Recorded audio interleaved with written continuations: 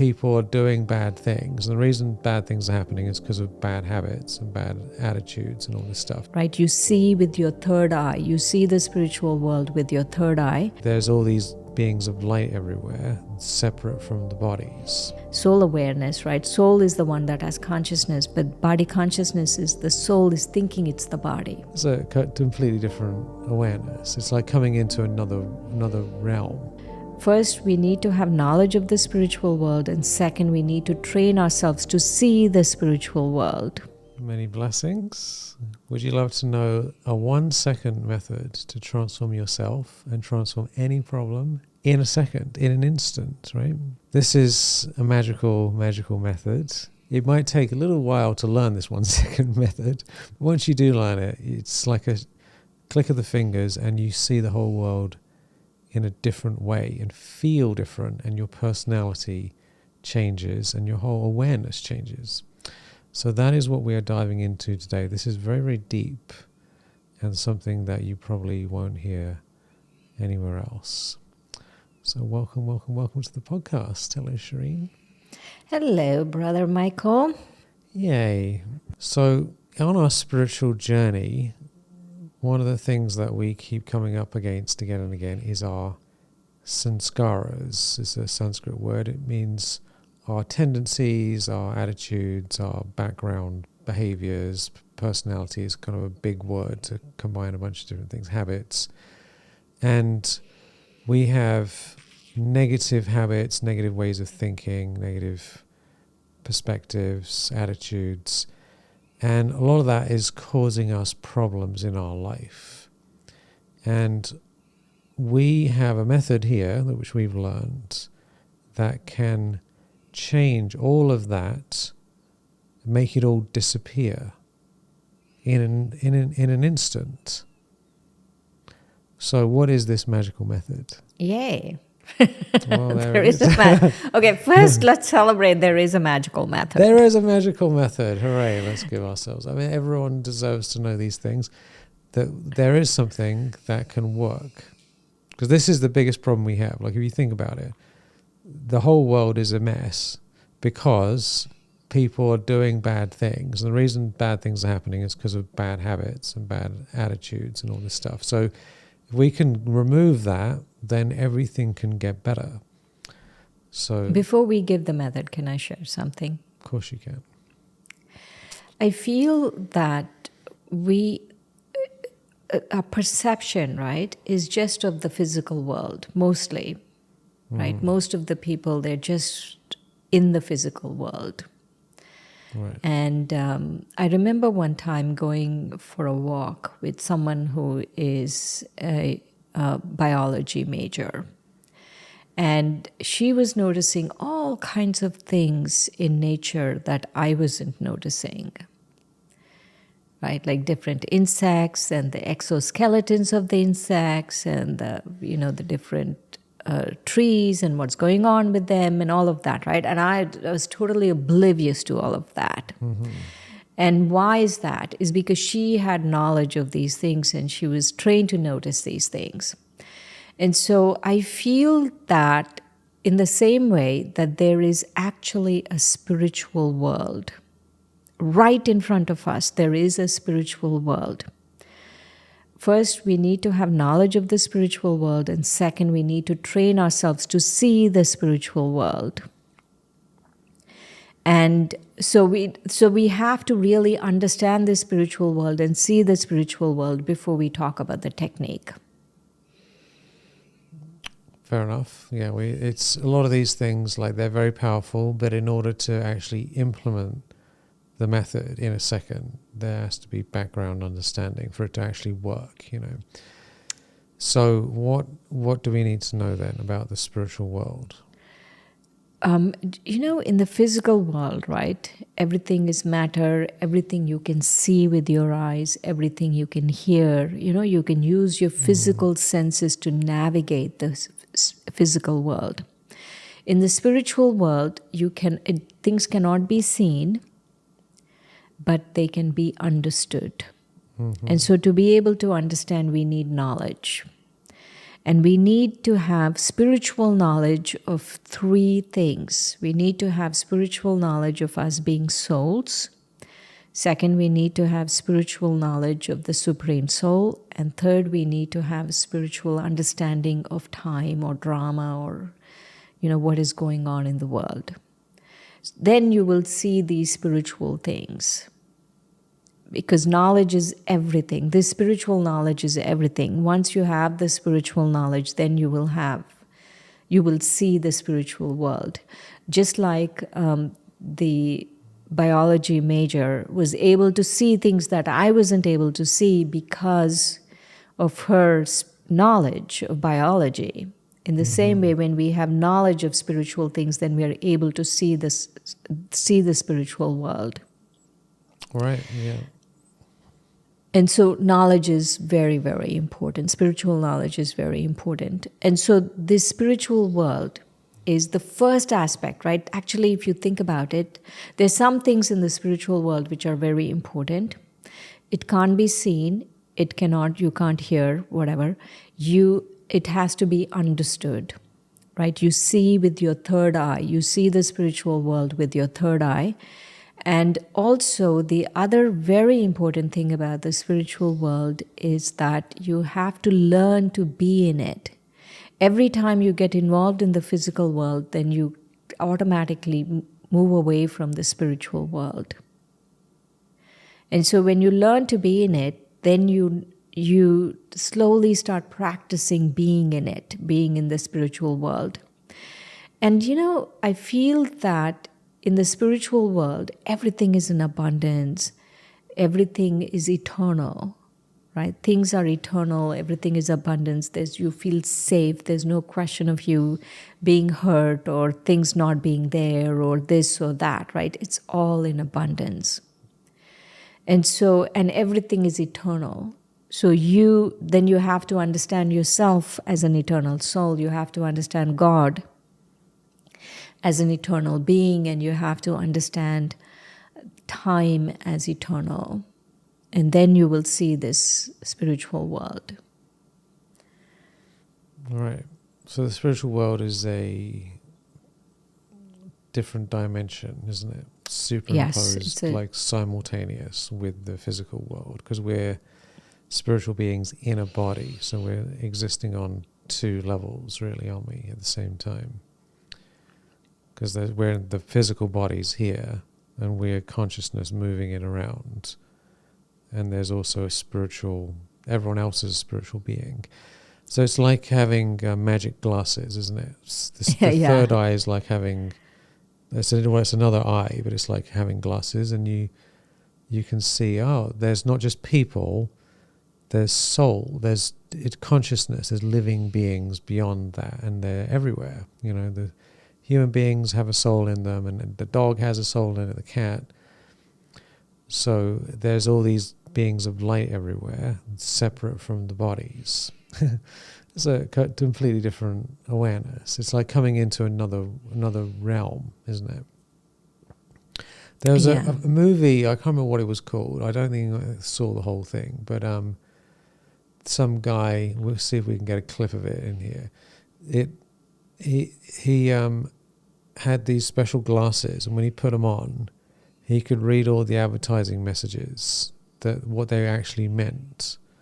So like he would looking around, and he'd put them on, and all the magazines said obey, obey, obey, or buy this thing, or like this billboards were like, so that the actual message became clear. And then he took them off, and they couldn't see them, put them back on again.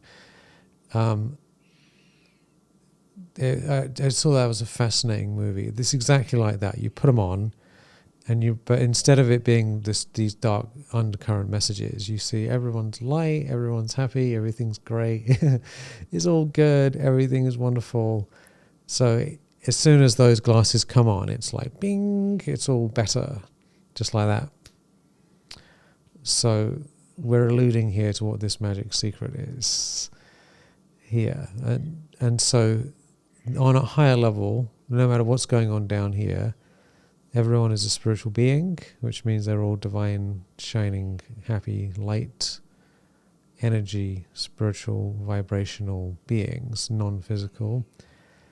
And everything in the world is happening for a reason. It's not just random nonsense. It's happening for some bigger reason. And there's benefit.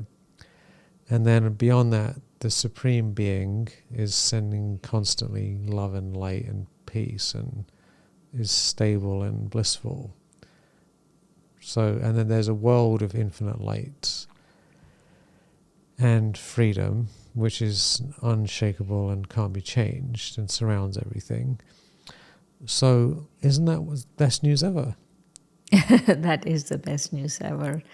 It's important to do a few things in the physical world that would help you to live in the spiritual world. One of the things would be that you have to be equal, neutral in praise and insult.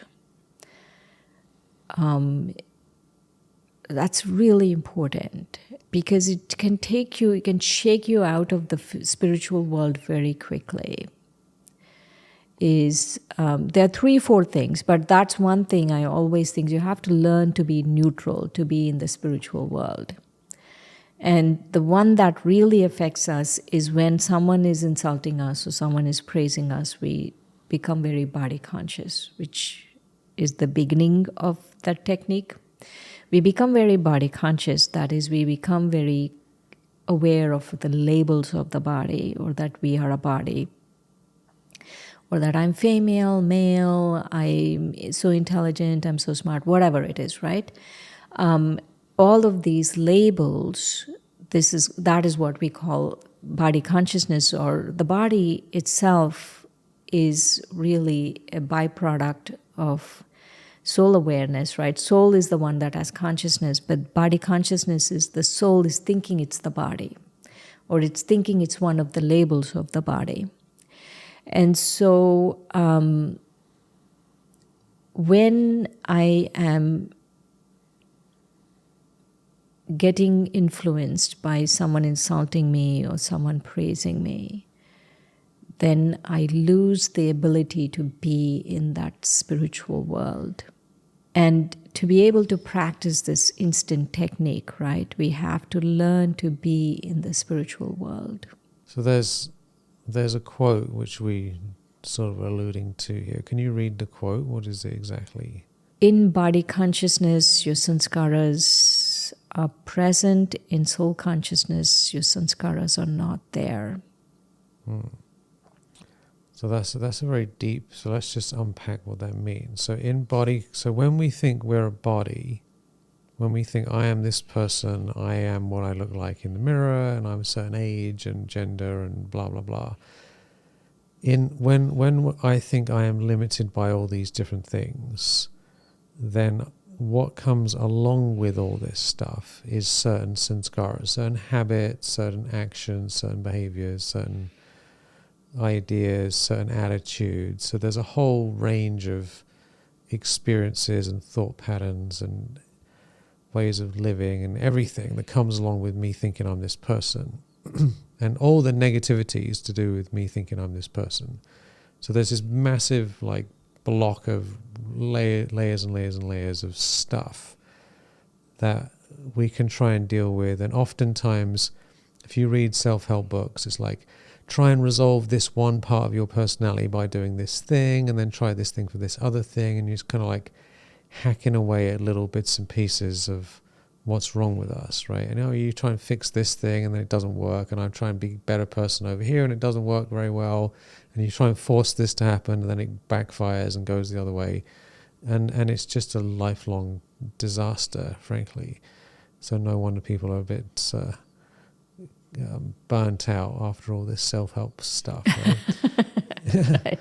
It's just like, oh my God, you're never good enough. No matter what you do, there's always more to do, and this and that, No, but we are going at it from desperation, from frustration that I need to change something and I need to change this or that, right? We are also going at it from that. Exactly. Instead of going at it like that, to just remain aware of yourself as a soul, and that is soul consciousness. It's just become aware of yourself as a soul, and everything that is problematic in your personality, that is body consciousness, that will fall away in soul consciousness. It doesn't exist. Because you're Yeah. in the spiritual world now, because then it doesn't exist. Because in the spiritual world, everything is in abundance. And all the negativity that we are talking about, or we are thinking about, or we are having to change, that is all in this physical world. And so to be able to get rid of that negativity, all we have to do is come into the spiritual world and become soul conscious. Yeah. It's simple. And then it disappears. I mean, my It's- experience, because both Shereen and I have spent a long time practicing these things, and we can both share what it's like. So let's say I'm having some concern about something, worry about something, blah, blah, blah, whatever it is, right? And that's all body consciousness, and there's certain patterns and thinking patterns and stress energy around something, right? And then, this is my personal experience, then I'll go somewhere, sit down, and I say to myself, look, I'm not this body, and this is all just fixed, this is all just in the great game of life, and I'm a spiritual being from the spiritual world, and this is separate from me. So this is, all this stuff's happening over here, and I'm over here, and I'm okay. And as soon as I have that consciousness that I'm a spiritual being, then in an instant it feels like, what's the problem exactly here? Like what? Like it doesn't matter. Like what was previously causing me all this emotional stress now doesn't exist. It really, it's like coming into a different reality. Right. You know, sometimes you have dreams or nightmares that are so realistic. Mm-hmm. And you sleep through them and you're like, oh my God, this is happening and this is happening and this is happening. And it's so realistic. You're experiencing everything that's happening in it. Mm-hmm. And then you wake up and you realize, oh my God, that was just a dream. That was just a nightmare. Yeah. What a relief, right? That's how it is, right? You can actually wake up from body consciousness, totally wake up, and then you realize, oh my God, that is not who I am. I'm this beautiful spiritual being, and everything else is just a game and it's outside of me. It's not me. And that is what is the spiritual world all about, is you realize who you are. And you need a world, right? Like just like the body, right? Needs a world. It needs, it needs a room, it needs hot showers in cold winter days. On cold winter days, it needs food, it needs all of that. It needs a whole world for the body to survive. In the same way, the soul needs the spiritual world for it to survive. And it's right here. So we need to access that spiritual world and live in it. But we have to make use of some of the things from this physical world to be able to live here. Like we have to be able to hear the right knowledge, look for the right wisdom, not get into praise and insult. Remember I'm an instrument. Even if I'm in the physical world, remember I'm just an instrument for the divine source, for God. So all these things really help me be in the spiritual world, because the soul needs a whole world to live in. Yeah, absolutely.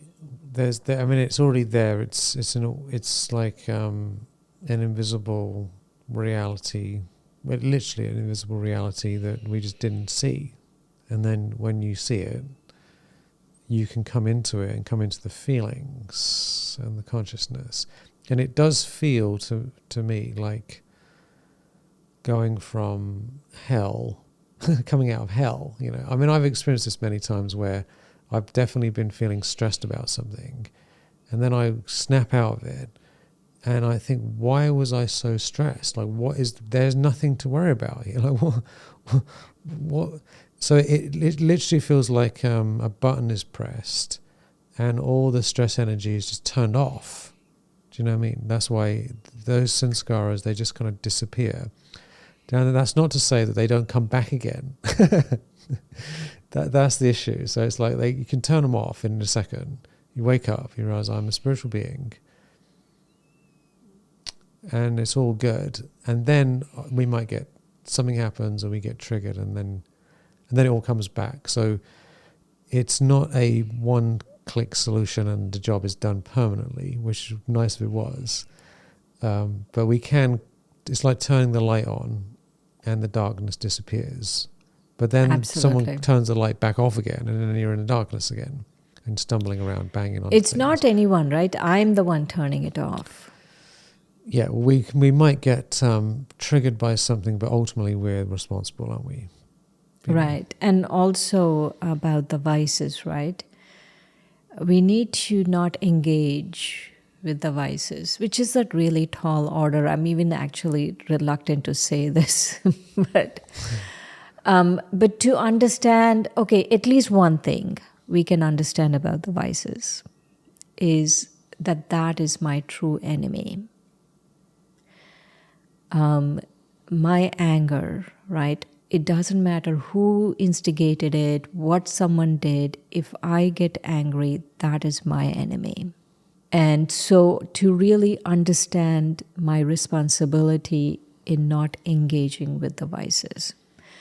And even if all of the vices are very hard, pick a couple that are really self-sabotaging, right? Like anger and irritation and being cynical and all of these, right? They're so self-sabotaging. We don't need that. And so to really understand that if I'm engaging with that, then that is body consciousness, and all my other negative behaviors are coming because of it. It's almost like, this duck and a duckling. Sometimes we have ducks here, and they're like, we'll have 16 ducklings. The mother duck is coming. And then these little 16 ducklings are following the mother duck everywhere. They're very cute, sweet. But they're very really sweet. Not the best up, thing. It's a bit of a problem, yeah. Yeah, really mess up the place. But they're really cute, right? Anyway, so I think body consciousness is the same way. Like one vice, right, will bring a lot of little duckling vices along. And they all seem very sweet, but they grow up into little monsters, don't they? Yes. Especially the roosters, the chickens, they can be very loud. Right. And so to really understand that I need to not engage with this one thing that is going to bring so many other things in my life, which is my enemy. Like the monster, right? We all have this one monster that don't wake it up. And even if it's awake, try to really kill it. Because if you don't, then we are not understanding the spiritual world. We're not living in the spiritual world. We're not enjoying the spiritual world. And then so many other things are coming and messing up my life. Yeah. It's a bit of a... this is the whole game, isn't it? The vices, anger, greed, lust, attachment, ego, laziness, carelessness, fear, and all the sort of sub-vices, etc., they're not ours. This is why that quote is, in body consciousness, they're your sanskaras, all the vices, negative things, but in soul consciousness, they're not there because they don't belong to us really, the Absolutely. vices. They're all picked up things. And this whole thing of I and my, isn't it? Because we identify with certain things, and then we say, that's who I am, that's what I'm like, that's my thing. But the way to get rid of it is to say, no, that's not mine, it's just an energy frequency that I've somehow got from somewhere, that somehow got stuck to me. And if I don't think it's mine, it belongs to me, then I can much more easily let it go. Just Or like I if don't someone... take support from it, right? Sometimes we take such support from these things.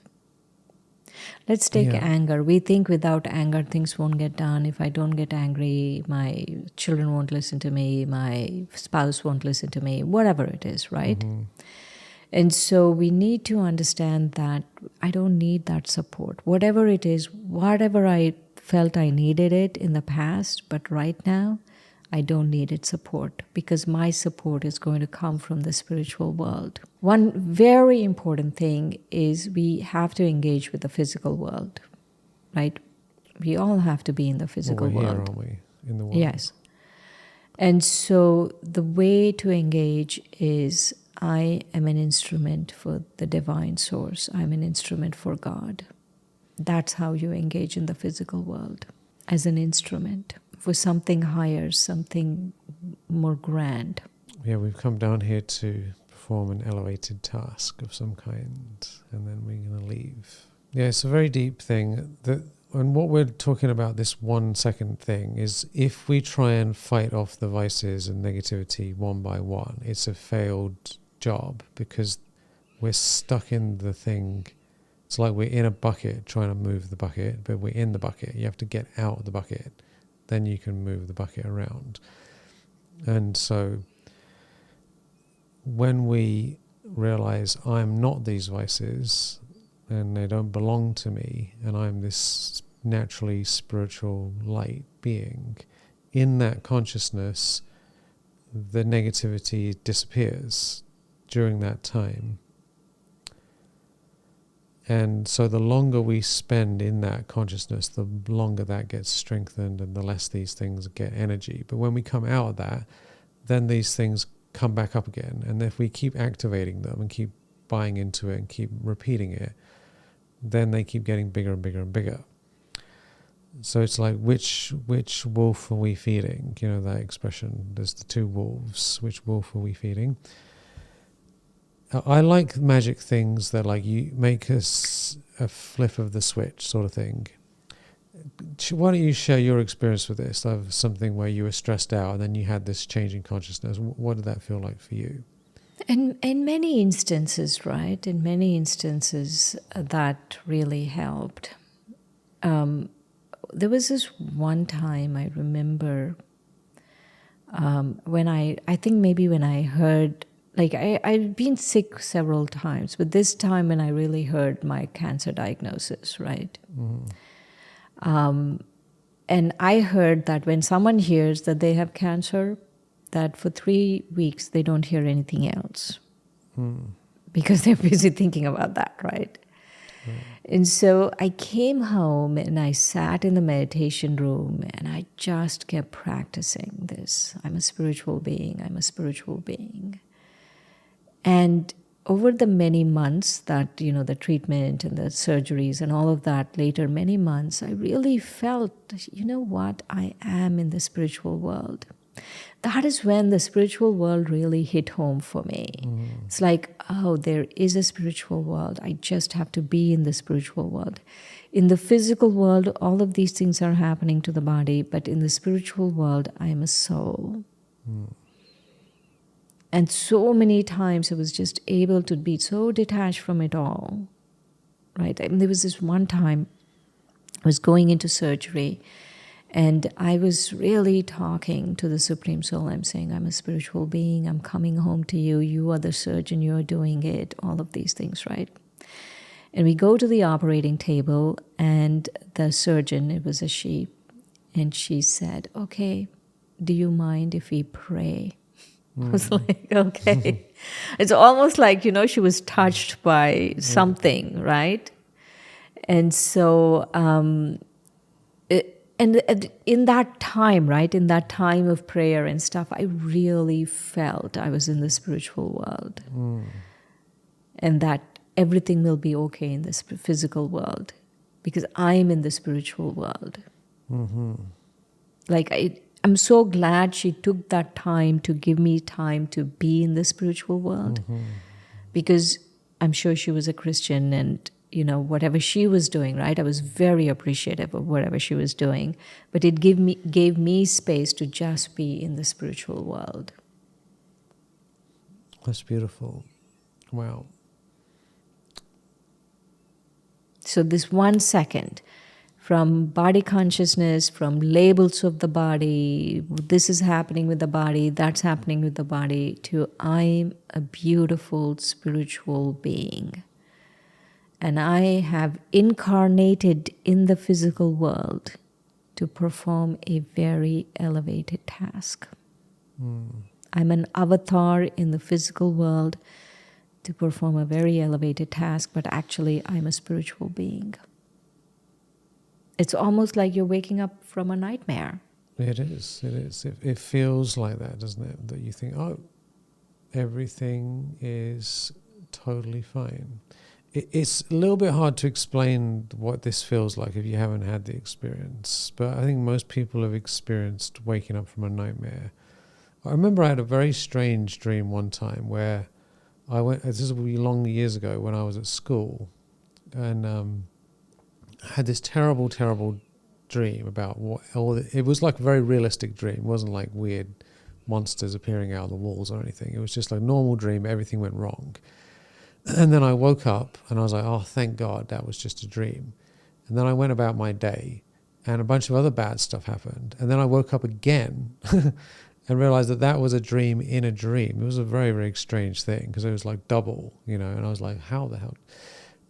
So it's sort of a little bit like that. Like we're multiple layers down in this dream of life. And you wake up and then you wake up and then you come into this awareness that everything's totally fine. Yeah, this body consciousness is really multiple layers. It is.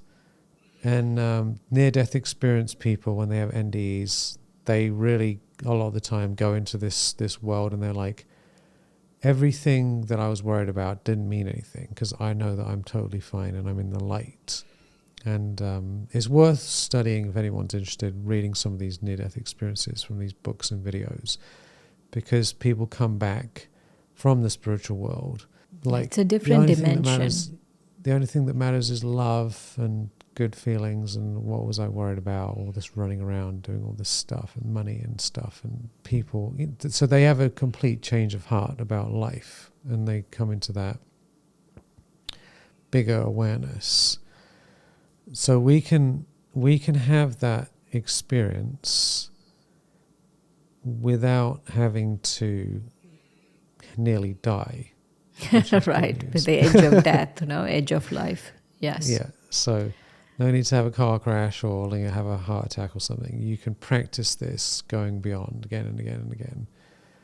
And the switch, we've talked about this in another session, is if you go into the spiritual world, like you imagine there's this world of light, God is in the light, spiritual being, and you're in the light. This is all a drama happening, like a movie. And then you come back in a drama, and you go, here we are. And then you go back into the light. That it can happen in a second, back and forth. And then the more you do it, you're like, oh, this actually is fine. And all those sanskaras, all that negativity, you're separate from it. It's like wearing a big layered jacket that's uncomfortable and has spikes and thorns in it, and then you take it off and you're like, that's more like it. So we're wearing, body consciousness is like wearing some very uncomfortable, disturbing, misfitted outfits that are horrible and heavy and scratchy, and then you let it go. The paradox of life, right? What a wonder. Counterintuitive paradoxes. The counterintuitive and paradoxes is people think if I take the last drop of pleasure from the body, I'll be happy, like squeeze the last whatever right out of it and do all these body conscious bogey things and everything will be good in life. Mm-hmm. They are the ones who actually die young. It's strange, isn't it? And also, they're the ones who are the least happy. Mm-hmm, mm-hmm.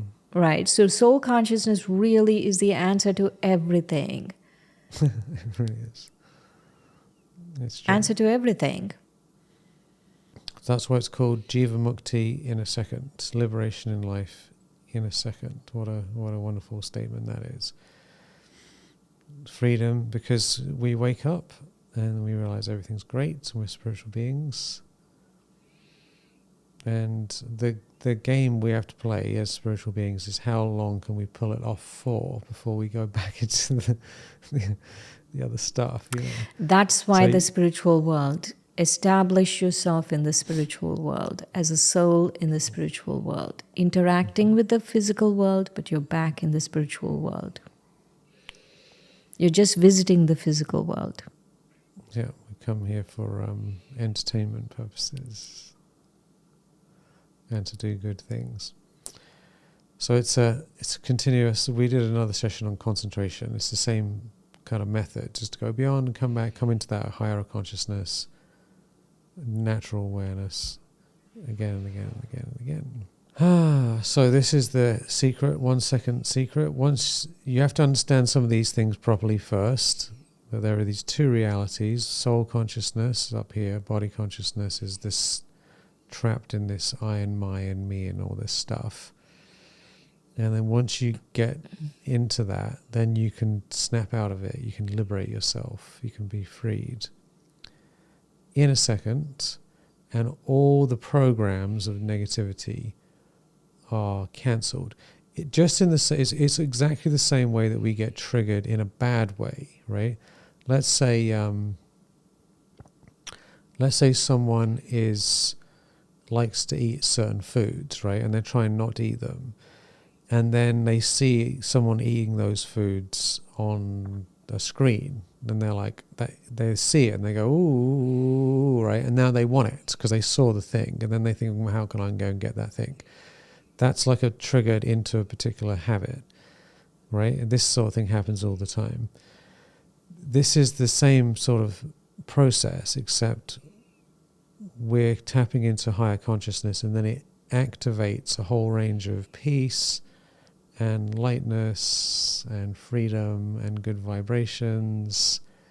It's a whole range of good feelings and higher awarenesses appear in a second.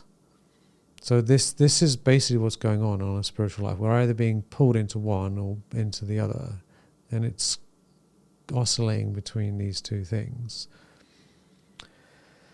And that is the game, isn't it, Shireen? That is the game, the great game. Yay. So, play the game, have fun. 1 enjoy. second soul consciousness. Yeah. And you start with the second, and then you can do it again and again and again and again. All right. Yay. What have you got for us? You want to pick a number? All right. 75.